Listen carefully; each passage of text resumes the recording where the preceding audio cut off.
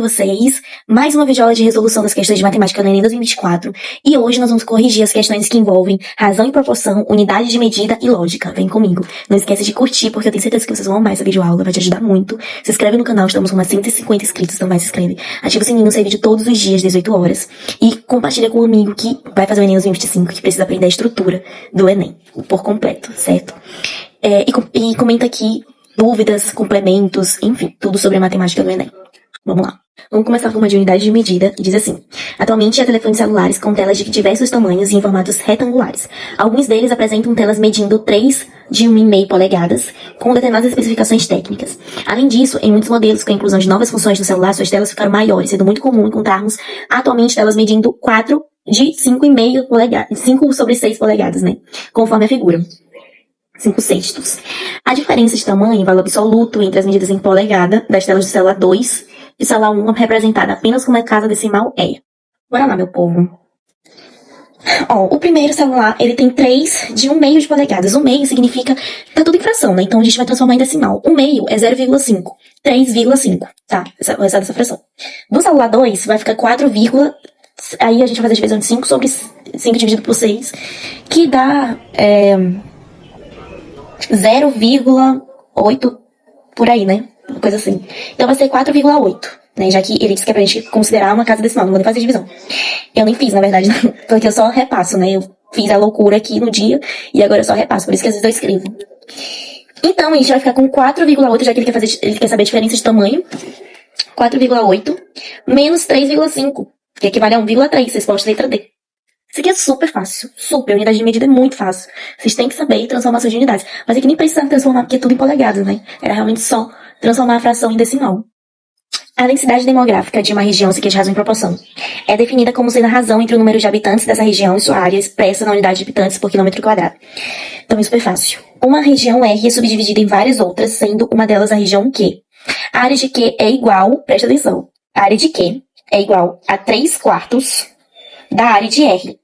E o número de habitantes de Q é igual a metade do número de habitantes de R. As densidades demográficas correspondentes a essas regiões são denotadas por DQ e DR. A expressão que se relaciona DQ e DR é... A gente vai chamar a área de Q e R de AQ e AR, tá? Ele disse que a área de Q é 3/4 da área de R. E os habitantes de Q é 1/2 dos habitantes de R. Então, a gente vai fazer uma divisão de frações.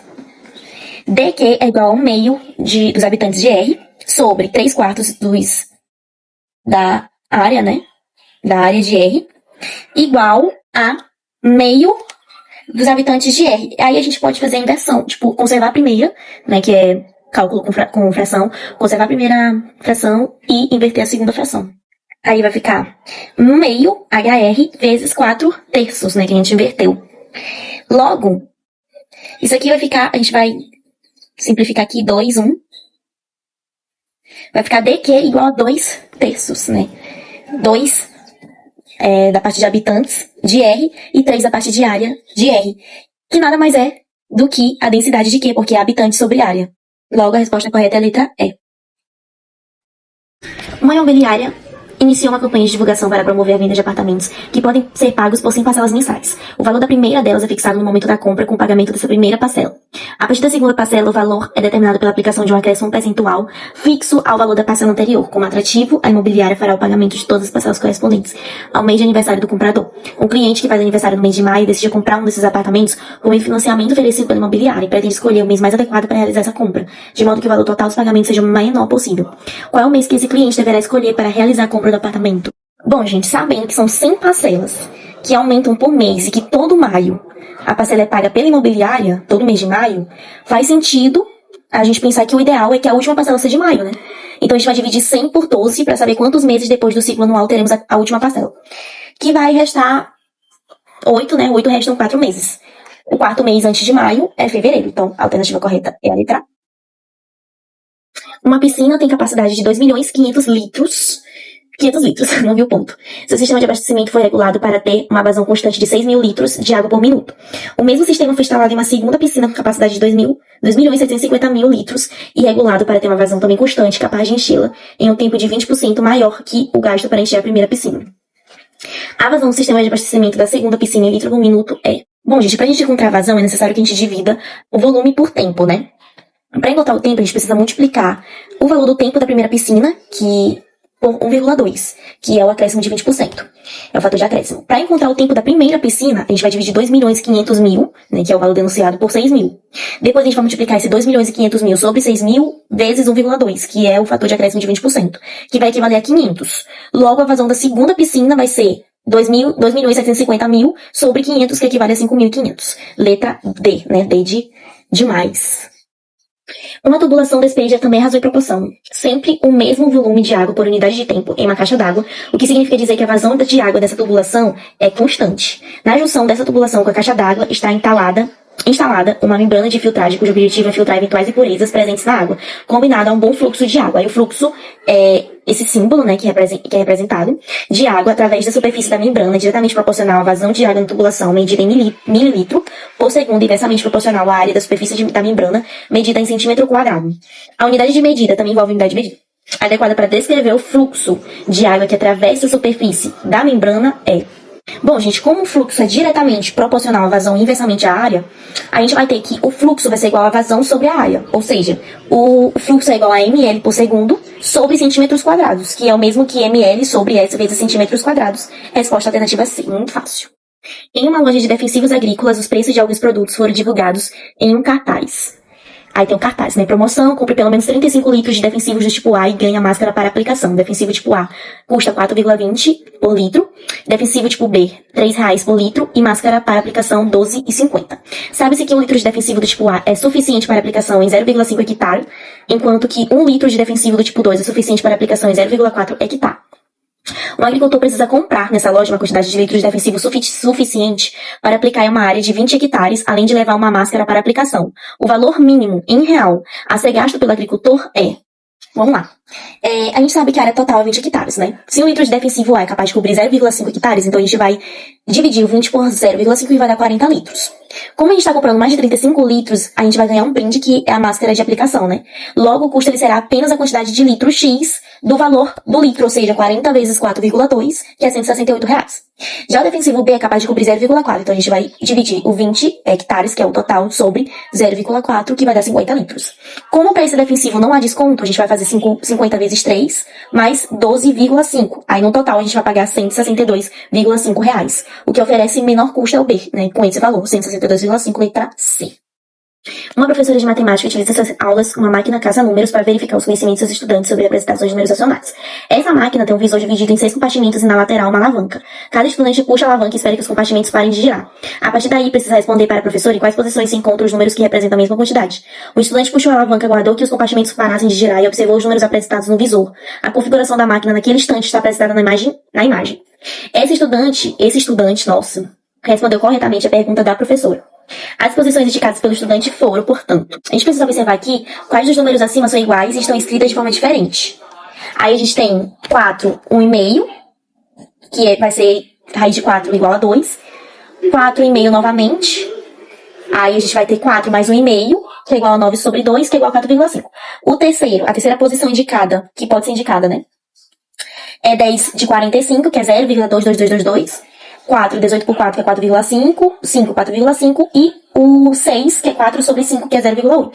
Então, a gente pode concluir que 2, 4 e 5 foram as posições indicadas pelo estudante. Resposta correta, letra B, né? Porque esses três têm R e 4,5. Uma casa de show será um evento cujo custo total de produção é de R$34.350, sendo que comporta 500 pessoas. O preço do ingresso será de R$130. E normalmente 60% das pessoas adquirem meia entrada, pagando R$65 pelo ingresso. Além do faturamento proveniente da venda de ingressos, a casa de shows vende com 60% de lucro bebidas e petiscos ao público no dia do evento. Após ter vendido todos os 500 ingressos, constatou-se que a quantidade de meias entradas vendidas superou em 50% o que estava previsto, impactando o faturamento estimado com a venda de ingressos. No dia do evento, decidiu-se manter o percentual de 60% de lucro sobre as bebidas e petiscos, pois todo o público que comprou o ingresso compareceu ao show. Com isso, espera-se ter lucro de R$17 mil nesse evento. Para que se alcance o lucro esperado, o gasto médio por pessoa com bebidas e petiscos em real deverá ser de... sabendo que são 500 ingressos, espera-se que 60% adquiram meia entrada, né? Aí a gente vai multiplicar 500 vezes 0,6, que é 60%. Aí fica 50 vezes 6, 300 ingressos. No entanto, a quantidade de meias vendidas superou os 300 em 50%. Aí a gente vai multiplicar 0,5, que é 50%, vezes 300, que equivale a 150. Sendo assim, a quantidade de meias vendidas foram de 300 mais 150, que equivale a 450 ingressos. O valor arrecadado com os ingressos foi de 450 vezes 65, que equivale a 29.250, que é a meia, né?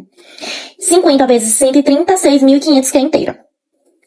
19.250 mais 6.500 equivale a 35.750, que é a arrecadação com os ingressos. O custo para fazer o show foi de 34.350 e o lucro desejado é 17 mil. Logo, o valor arrecadado deve ser 51.350 reais, que é 34.350 mais 17 mil.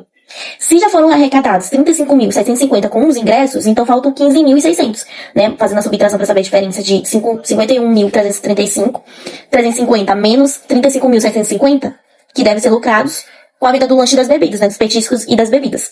Aí vai equivaler a 15.600. No entanto, esses 15.600 representam apenas 60% do valor arrecadado com os lanches. Aí a gente vai ter que fazer uma regra de 3, né? 15.600 para 60%, x para 100%. 60x é igual a 15.600 vezes 100, 60x é igual a 26 mil reais. Se foram 500 pessoas no show para descobrir o gasto médio de cada pessoa com comida durante o show, a gente vai fazer 26 mil dividido por 500, já que são 500 pessoas, que vai dar 52 reais. Alternativa correta, letra D. Uma criança utilizando o aplicativo escreveu uma mensagem para enviar ao amigo. Essa mensagem foi escrita seguindo essas etapas. Aí tem as etapas, né? A criança seguiu copiando e colando em cada etapa o que tinha no visor na etapa imediatamente anterior, até concluir a 20ª etapa. Em seguida, enviou a mensagem. Qual foi o total de figuras contidas na mensagem enviada? Na primeira etapa, a criança ela colocou 3 carinhas e a partir do primeiro passo dobrou a quantidade de carinhas em cada etapa, né?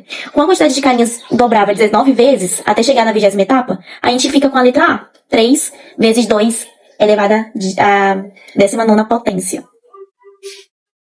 Um artesão utiliza 2 tipos de componentes, X e Y, nos efeitos que produz.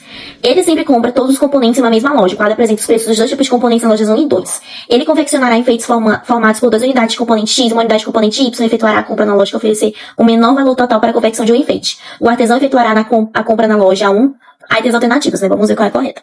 Gente, como a compra é de 2 unidades de X e 1 de Y, a gente vai ter 3 vezes 2, mais 1 vezes 1. 6 mais 1, 7. A alternativa é a letra A. O tamanho mínimo que a visão humana é capaz de visualizar sem uso de equipamento auxiliar é equivalente a 100 micrômetros, 1 micrômetro igual a 10 menos 3 milímetros. Uma estudante pretende analisar hemácias do sangue humano que medem 0,007 milímetros de diâmetro. Ela adquiriu um microscópio óptico que tem uma lente ocular que amplia 10 vezes a imagem do objeto em observação, e um conjunto de lentes objetivas com estas capacidades de ampliação. Lente 1, 2 vezes, lente 2, 10 vezes, lente 3, 5 vezes, lente 4, 1,1 vez, e lente 5, 1,4 vezes. O funcionamento desses microscópios permite o uso de lente ocular sozinha ou a combinação dela com uma das suas lentes objetivas, proporcionando, nesse caso, um aumento de sua capacidade de ampliação final, que é dada pelo produto, entre as capacidades de ampliação da ocular e da objetiva. Essa estudante pretende selecionar a lente objetiva de menor capacidade de ampliação que permita, na combinação com a ocular, visualizar a imagem do sangue humano. A lente objetiva a ser selecionada pela estudante é a... Primeiramente, a gente vai transformar o tamanho mínimo que a visão humana é capaz de visualizar para milímetros, né? Aí vai ficar 0,1 milímetros. A hemácia, se analisada no microscópio, possui 0,07 milímetros de diâmetro, utilizando a lente ocular que amplia 10 vezes a imagem, né? Aí, então, a gente vai ter a hemácia passando a ter 0,07 milímetros, que é 10 vezes 0,007, o que ainda não é visível para o olho humano. Sendo assim, a gente vai associar com alguma lente ocular. A lente 1, menos 0,07 vezes 2, né? 0,14 milímetros. Lente 2, 0,07 vezes 10, 0,7. Lente 3, 0,07 vezes 15, 1,05. Lente 4, 0,07 vezes 1,1, 0,077. Lente 5, 0,07 vezes 1,4, que é igual a 0,098 milímetros. Considerando que o estudante pretende selecionar a lente com menor capacidade de ampliação, que torna a hemácia visível para o humano, ou seja, com tamanho maior que 0,1 milímetros, então temos que a lente que atende os critérios é a lente 1, alternativa letra A.